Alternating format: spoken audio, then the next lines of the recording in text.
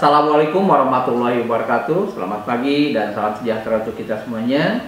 Para siswa sekalian, pada kesempatan kali ini di video pembelajaran ini saya akan coba menjelaskan dan melanjutkan apa yang sudah saya jelaskan pada episode kedua tentang mengklasifikasi jenis peralatan tangan. Untuk episode ketiga ini saya akan jelaskan peralatan kerja bangku yang biasa digunakan di bengkel otomotif. Untuk lebih jelasnya kalian simak dan perhatikan video pembelajaran berikut ini.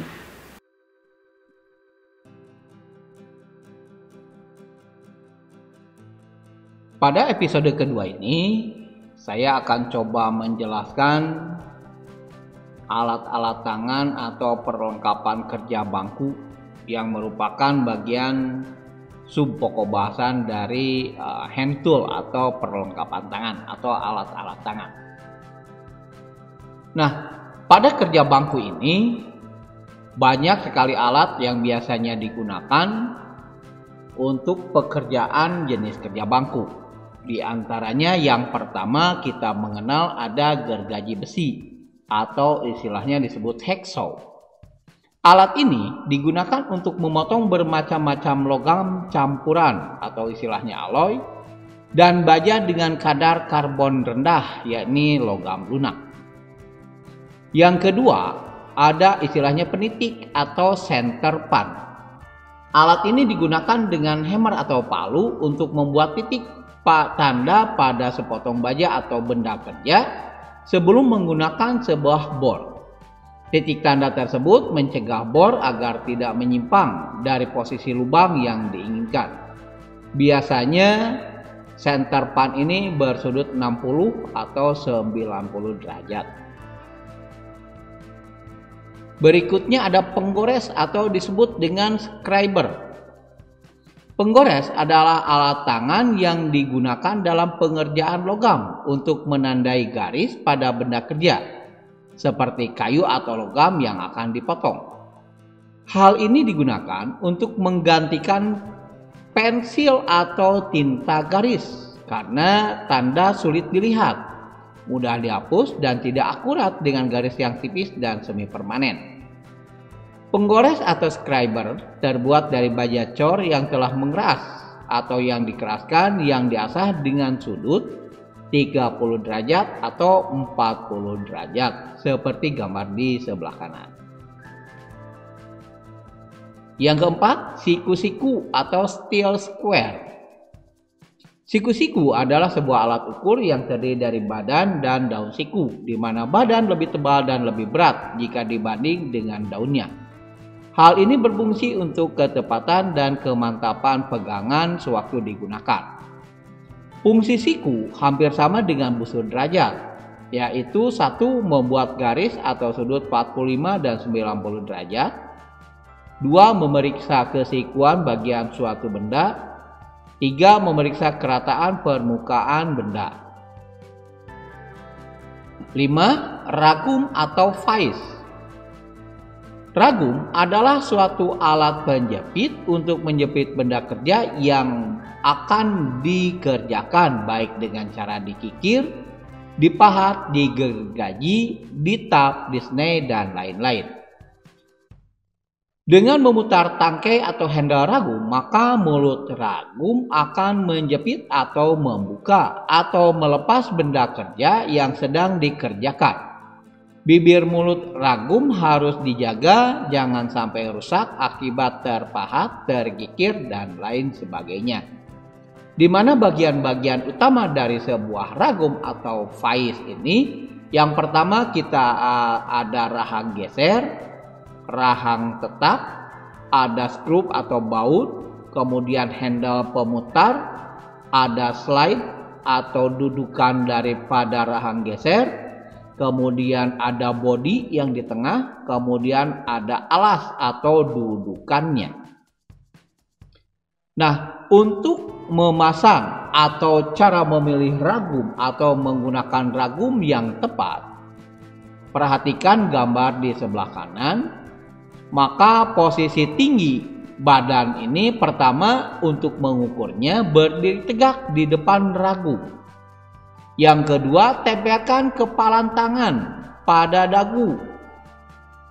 Yang ketiga, sikut harus berada di atas mulut ragum, dan apabila lengan kita ayunkan, sikut jangan sampai menyentuh bibir mulut ragum. Artinya, apabila nanti posisinya tidak tepat, maka ditambah atau dikurangi dudukan tempat bekerja kita, atau si pekerja akan berdiri.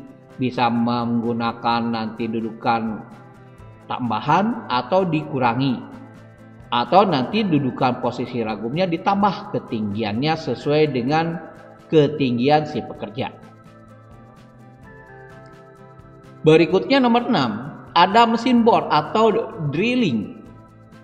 Nah, mesin bor ini adalah alat yang digunakan untuk mengebor atau membuat lubang pada benda kerja seperti pada plat aluminium, besi, kuningan, dan lain-lain.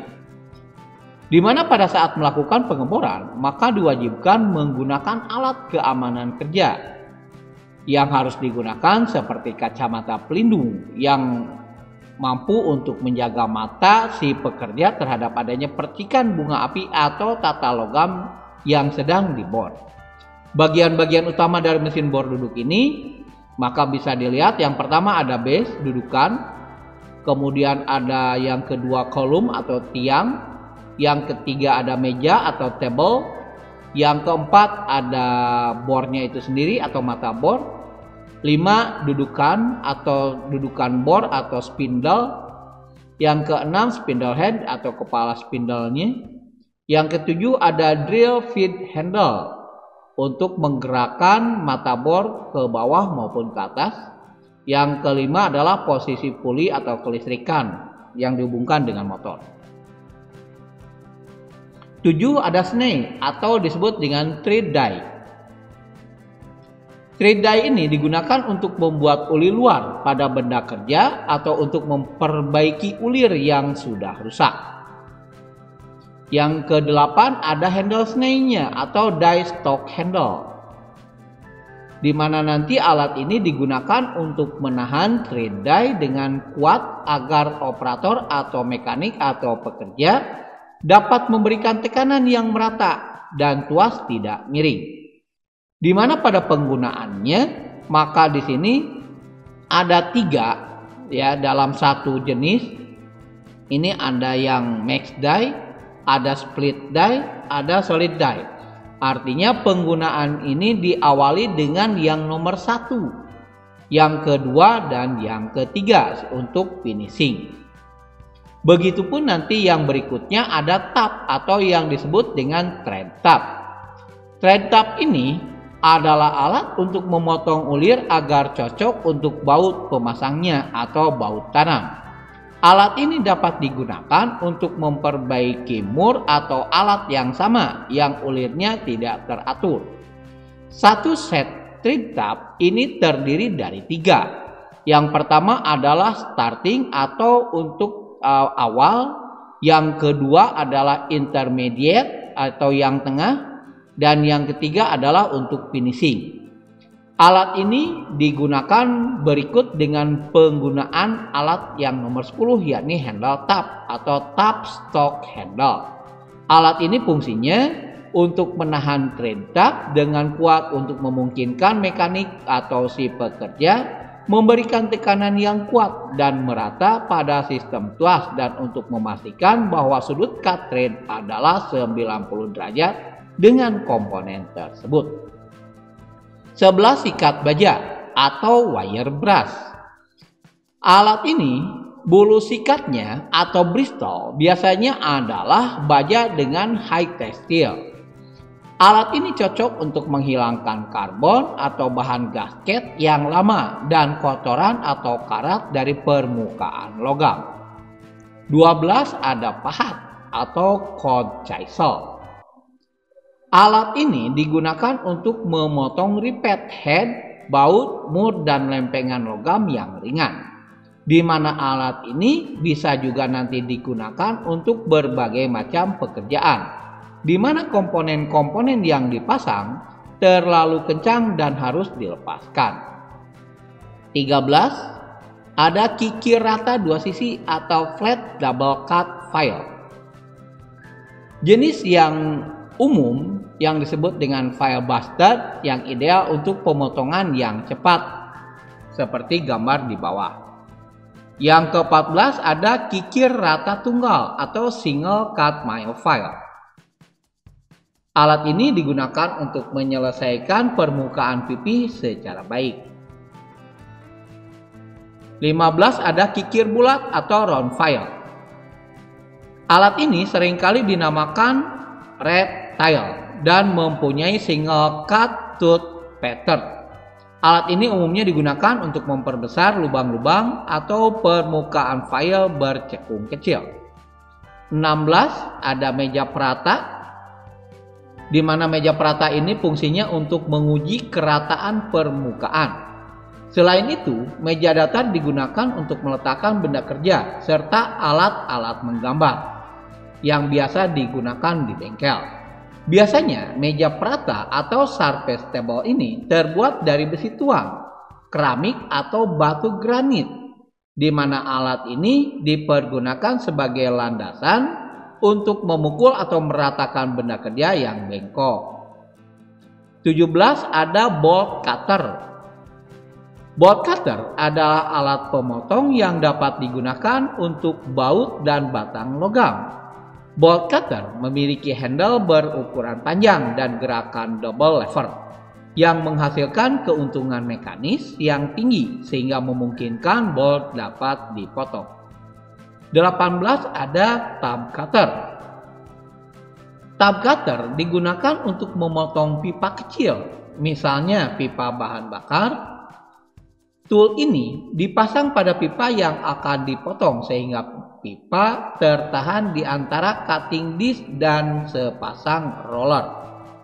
Tool kemudian diputar di sekeliling pipa dan perlahan-lahan dikencangkan sampai disc memotong pipa.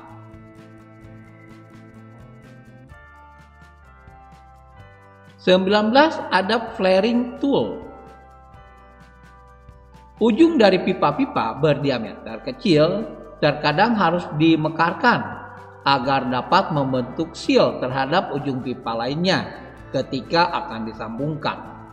Maka flaring tool ini memiliki lubang yang memungkinkan pipa dari berbagai ukuran dimasukkan ke dalam tool tersebut seperti pada gambar.